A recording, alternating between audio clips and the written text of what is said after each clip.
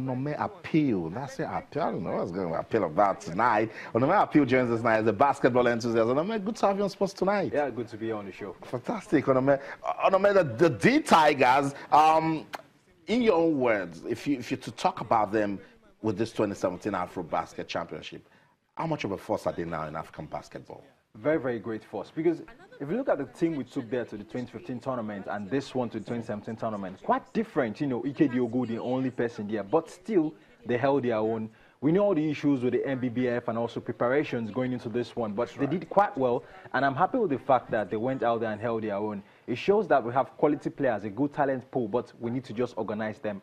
And in future tournaments, prepare very well. We're becoming a very, very good force. Quick start for you, Austin. At the last 2015 tournament, where the team with the highest point averaging in each game, 82 points.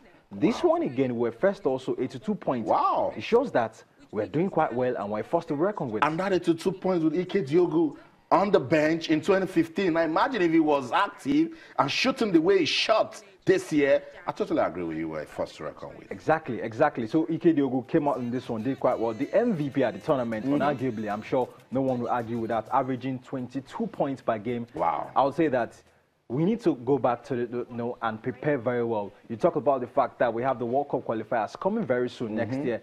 This team has a whole lot to offer, and I know that we can get better with time. That's right. And the World Cup qualifiers is now even. So it's all about the team that prepares well, that will actually qualify. Those points from the deep. He's actually a good shooter. We have shooters on this side. We need to just bring these boys together, hone them, train them very well. Alex Imora has a lot of good talent on his hands. I love good talent, and that's where our technicality comes to play. Were you disappointed they didn't win this tournament? I think I was a bit disappointed. Though I didn't expect us to get to the final, but this is where I was disappointed. There was a point in the third quarter where we lost it. We did well in the first and second quarter. In that third quarter, we saw the Tunisians go 17-point run. And I felt that Alex Imora should have caught a few timeouts in this one.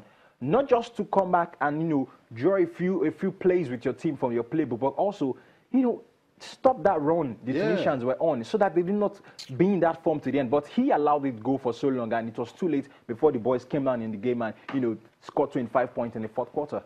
Oh, wow.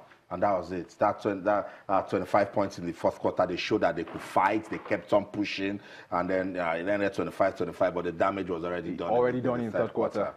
Sadly, that's what it is. We're talking about the 2017 Afrobasket Championships. Tunisia won it right there. But let's talk about Slovenia. Another major talking points from the Eurobasket. I don't know what to say about this. It's just, you see, the more you look, the less you see in this world of sports. Impossible is nothing. Impossible is nothing. See, going into this tournament, if you ask anyone, who would you say will win the Eurobasket 2017? Everyone will say Spain. Spain had won the last 3 of the previous 4, and you expect that Spain will get it. But Slovenia went there, beat every team they played against in this tournament. Wow. Goran Dragic, the man who plays for the Miami Heat in the NBA, very, very good one in the final, 35 points, getting the MVP at the tournament, where he averaged 22 points per game.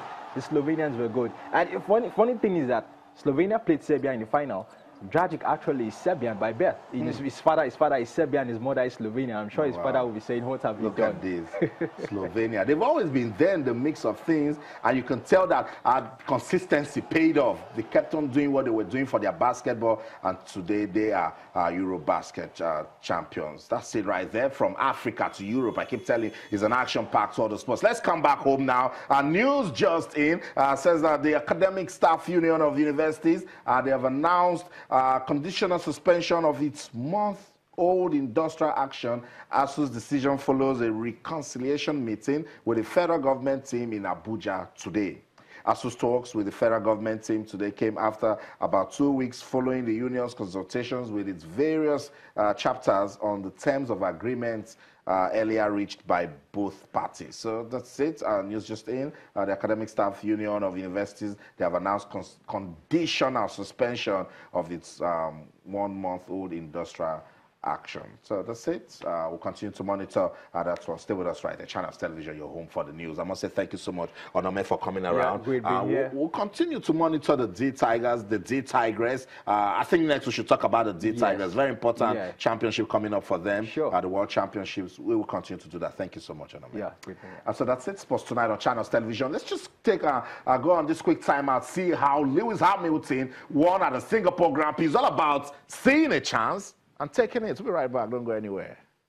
Welcome back, Sports Tonight on Channels Television. We're taking a look at everything that is going on in our world of sports. Lewis Hamilton, what a story he's giving to us at this year's Formula One. Started fifth after struggling in qualifying.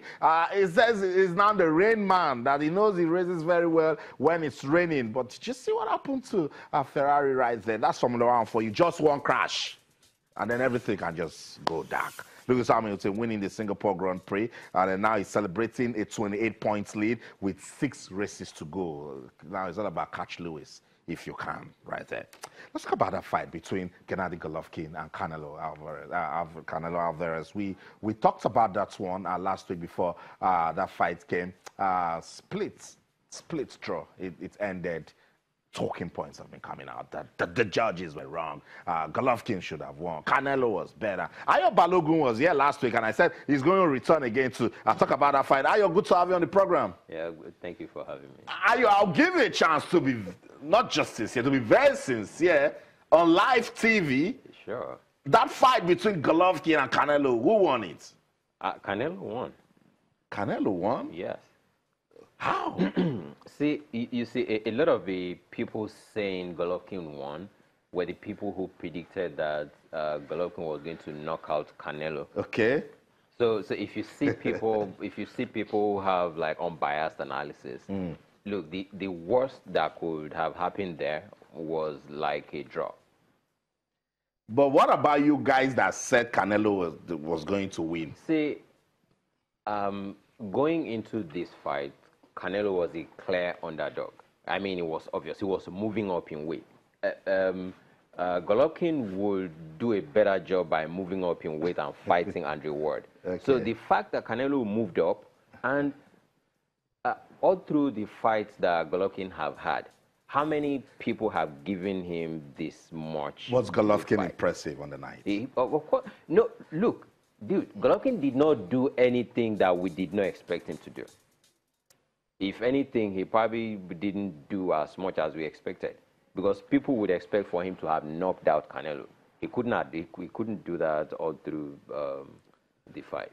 I thought Golovkin dominated the middle rounds. I don't know if I will agree to that. While Alvarez finished with a flurry, and both boxers said afterward that they were keen to fight again. According to Alvarez, said, yes, of course.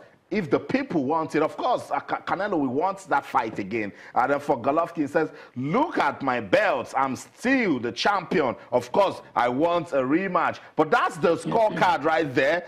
The main scorecard for the fight is the Nevada State Athletics Commission official scorecard for that fight between Golovkin and Canelo Alvarez. Let's just run through it. But everyone is talking about this one that was given by Judge Adelaide Bird.